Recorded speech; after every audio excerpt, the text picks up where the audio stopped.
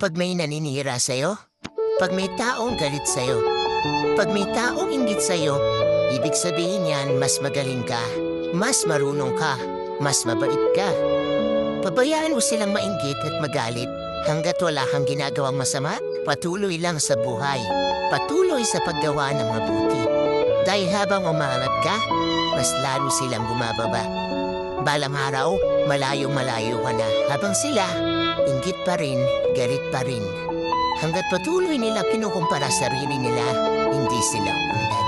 Kung ano mang meron ng ibang tao, kung ano man ang estado nila sa buhay, kung malayo man ang narating nila, mas mabait man sila, mas magaling man sila, huwag kang mainggit at huwag mo ikumpara.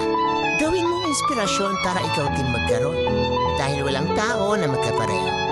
Ikaw ay ikaw, siya ay siya, ako ay ako. Bakit di mo hanapin ang talento mo?